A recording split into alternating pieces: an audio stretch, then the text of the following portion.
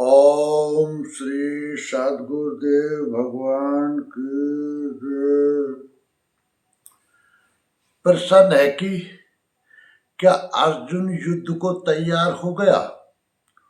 उत्तर: अर्जुन की पहले समझ पौराणिक थी, जिसमें प्रवृत्ति मार्ग वाले कर्मकांड, पूजा पाठ इत्यादि जैसे समाज में चल रहे हैं, जिनकी पहुंच स्वर्ग प्राप्ति तक ही सीमित है। इसलिए उसने कुतर्क भी पेश किए कि वर्ण संकर पैदा होगा, पिंडोदक क्रिया लुप्त होगी, पितृ गिर जाएंगे, भूत भविष्य तथा वर्तमान सभी नरक में चले जाएंगे। परंतु श्री कृष्ण ने 18 अध्याय गीता का उपदेश दिया तो अर्जुन की सारी भ्रांति नष्ट होकर पुरानी स्मृति लौट आई थी। अब गीता 18/72 में भगवान श्री कृष्ण अर्जुन से पूछते हैं, कच्ची देत छुत्तम पार्थ तेकाग्रे चेतसा कच्चिद ज्ञान सम्मोह प्रश्नस्तस्ते धनंजय। हे पार्थ, क्या मेरा ये वचन तूने एकाग्र गीता 18/22। हे पार्थ, क्या मेरा ये वचन तूने एकाग्रचित होकर सुना? क्या तेरा अज्ञान से उत्पन्न मोह नष्ट हुआ? इस पर गीता 18/73 में अर्जुन बोला। अर्जुन उवाच नष्टो मोह स्मृतिर्लब्धा त्वत्प्रसादान् मयाच्युत स्थितोऽस्मि गतसन्देहे करिष्ये वचनं तव। गीता 18/73। अर्जुन कहता है, अच्युत, आपकी कृपा से मेरा मोह नष्ट हो गया है, मुझे स्मृति प्राप्त हुई है।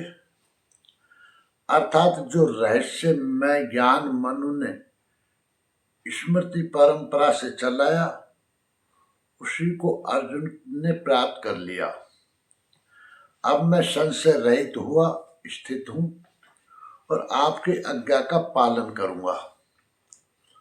जबकि सैन्य निरीक्षण के समय दोनों ही सेनाओं में स्वजनों को देख अर्जुन व्याकुल हो गया था।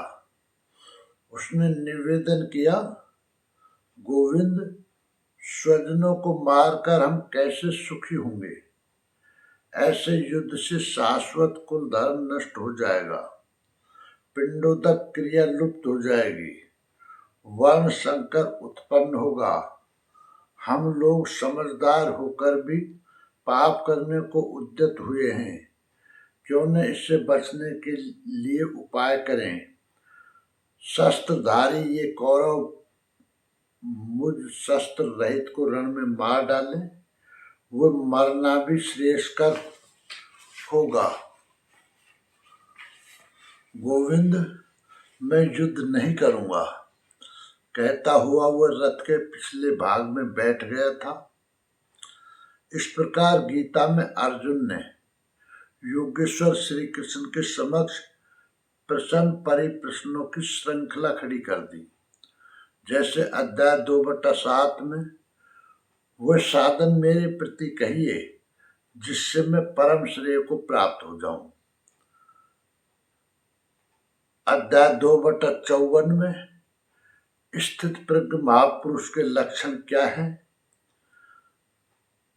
3/1 में जब आपकी दृष्टि में ज्ञान योग श्रेष्ठ है तो मुझे भयंकर कर्मों में क्यों लगाते हैं। 3/36 में मनुष्य ने चाहता हुआ भी किसकी प्रेरणा से पाप का आचरण करता है। 4/4 में आपका जन्म तो अब हुआ है और सूर्य का जन्म बहुत पुराना है, तो मैं ये कैसे मान लूं कि कल्प के आदि में इस योग को आपने सूर्य के प्रति कहा था। 5/1 में कभी आप संन्यास की प्रशंसा करते हैं तो कभी निष्काम कर्म की। इसमें से एक निश्चित करके कहिए जिससे मैं परम श्रेय को प्राप्त कर लूं। 6/35 में मन चंचल है, फिर शिथिल प्रियतन वाला श्रद्धावान पुरुष आपको न प्राप्त होकर किस दुर्गति को प्राप्त होता है। 8/1-2 में गोविंद जिसका आपने वर्णन किया वो ब्रह्म क्या है, वो अध्यात्म क्या है, अधिदेव अधिभूत क्या है, इस शरीर में अधियज्ञ कौन है, वो कर्म क्या है। अतः अंत समय में आप किस प्रकार जानने में आते हैं। 7 प्रश्न किए।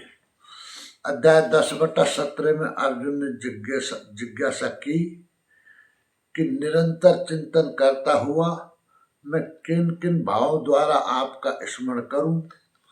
11/4 में उसने निवेदन किया कि जिन विभूतियों का आपने वर्णन किया उन्हें मैं प्रत्यक्ष देखना चाहता हूं।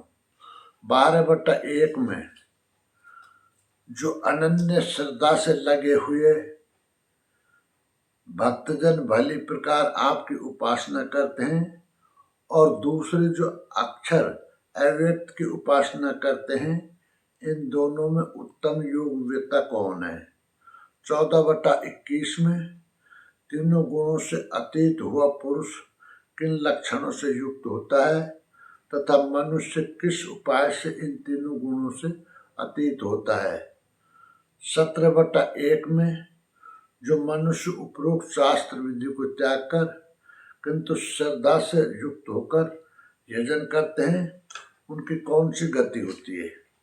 और 18/1 में हे महाबाहो मैं त्याग और संन्यास के यथार्थ स्वरूप को पृथक पृथक जानना चाहता हूँ। इस प्रकार अर्जुन प्रश्न करता गया जो वह नहीं कर सकता था। उन गोपनीय रहस्यों को भगवान ने स्वयं दर्शाया।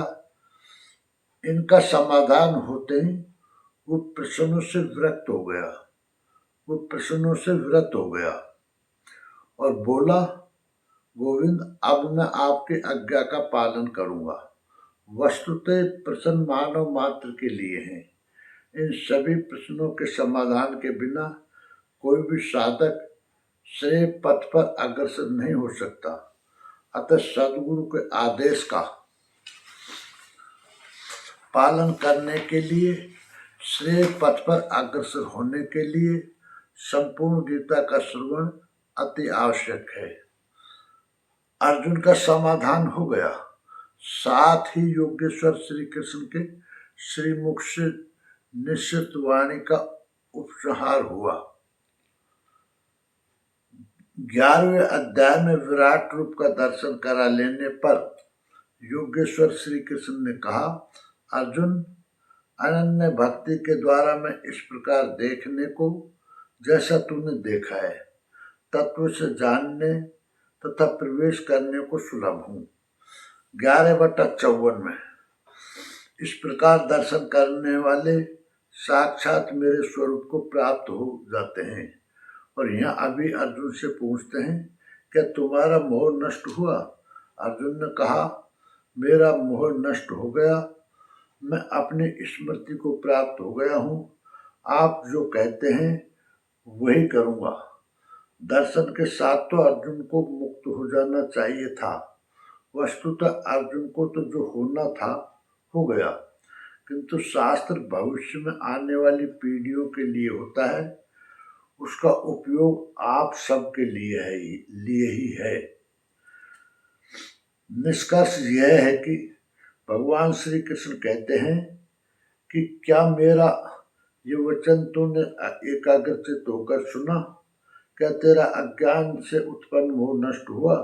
इस पर अर्जुन बोला, हे अच्युत, आपकी कृपा से मेरा मोह नष्ट हो गया है मुझे स्मृति प्राप्त हुई है।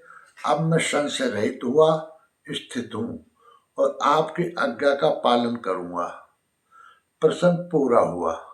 संपूर्ण जानकारी के लिए देखें परम पूज्य योगेश्वर स्वामी श्री अड़गड़ानंद जी महाराज की व्याख्या यथार्थ गीता। ओम श्री सद्गुरुदेव भगवान की जय।